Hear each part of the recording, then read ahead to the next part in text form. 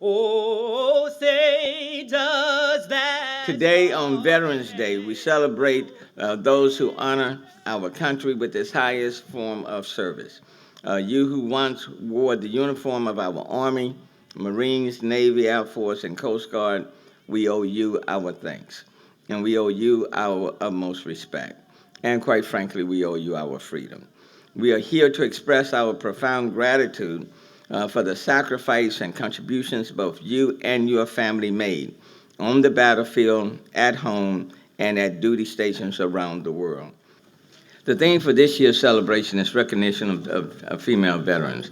Today, women are serving in greater number in combat and leadership roles in the nation and around the world. From the battlefields of the American Revolution to the deserts of Iraq and Afghanistan, women have been serving in the military in one form or another for more than 200 years. They have had to overcome decades of obstacles to get where they are today, serving in greater numbers in combat roles and in leadership positions.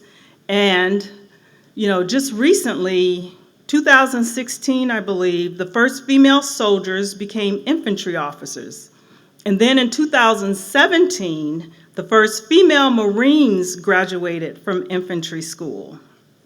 I want to acknowledge us posthumously Staff Sergeant Fred Douglas Witchet, World War II, served in World War II, Korea, and a Vietnam War veteran who served with honor in the United States Army and was awarded a Purple Heart Medal and Bronze Star Award Medal for valor.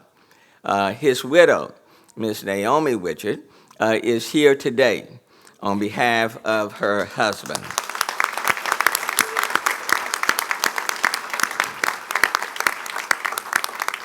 On November 17, 1965, he was declared a casualty of the Vietnam War during the Battle of Latrange.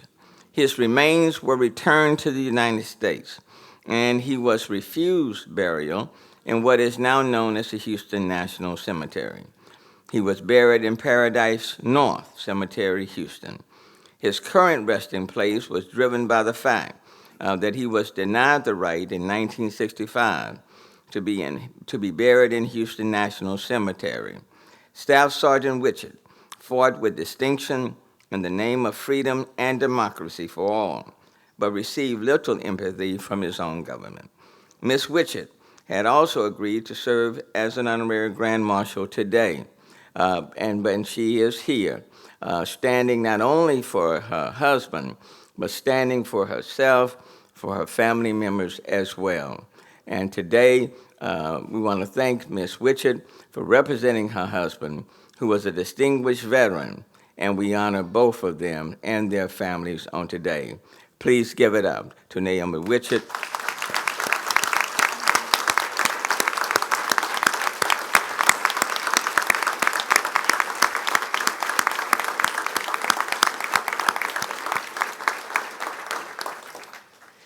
And Ms. Witchet, today we want to present to you this proclamation. I'm not going to read it in full.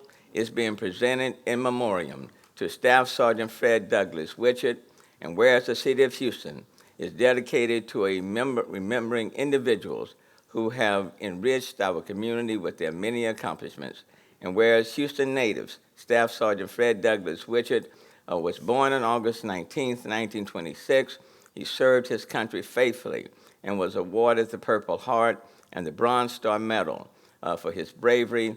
And despite the racial divide of that time, he fought in World War II, Korea, and the Vietnam War that included the Battle of Latrange. As a backdrop, though Mr. Witchet was denied the right at that time to be buried in Houston National Cemetery, the city today, 58 years later, reaffirmed his right to have been buried there and recognizes him. Some 58 years later, we reaffirm and recognize his service, and we honor them today. So thank you so very, very much. And it's being done while Miss Witchet yet lives.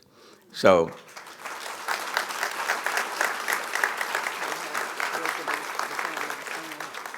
And in addition to that, Ms. Witchet, let me present to you the key to the city of Houston in recognition of all that you have done.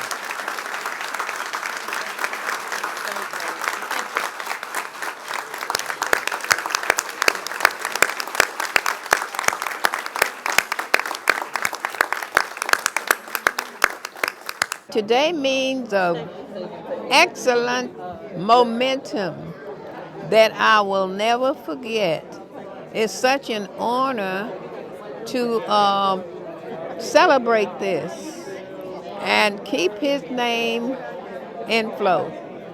In addition to it being Veterans Day, I wanted to make sure that my mother, while she was living, got what my father should have received back in 1965.